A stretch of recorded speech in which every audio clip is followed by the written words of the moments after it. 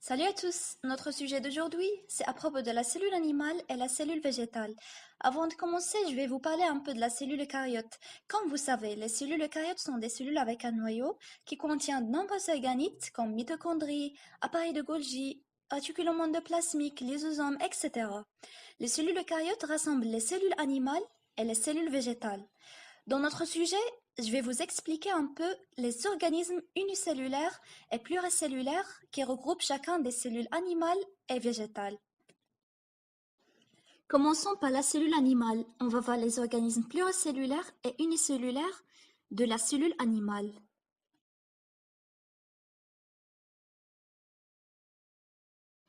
Quand on parle d'organisme pluricellulaire, on parle d'un organisme qui est formé par un très grand nombre de cellules. Prenons par exemple la cellule hépatique du foie.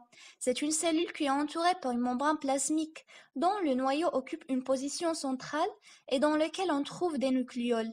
Le cytoplasme de cette cellule contient des ribosomes et contient des organites qui sont entourés par une double membrane tels que réticulum endoplasmique, appareil de Golgi, lysosome, peroxysome, ainsi qu'un organite qui intervient dans la production de la majorité d'énergie de la cellule sous forme d'ATP, la mitochondrie.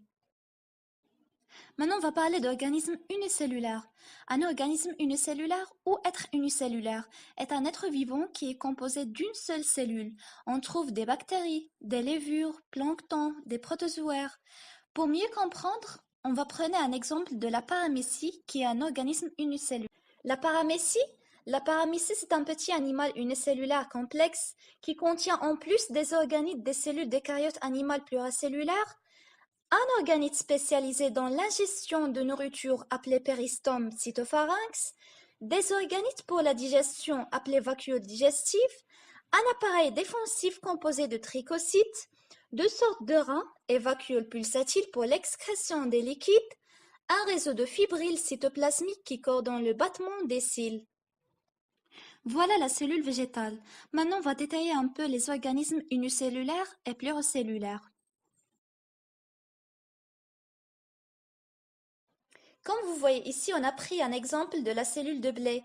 La cellule de blé, c'est une cellule végétale présente une structure identique que la cellule animale, c'est-à-dire qu'elle porte des organites comme noyau, mitochondries, lysosomes, peroxysomes, comme la cellule animale, mais avec les caractéristiques suivantes.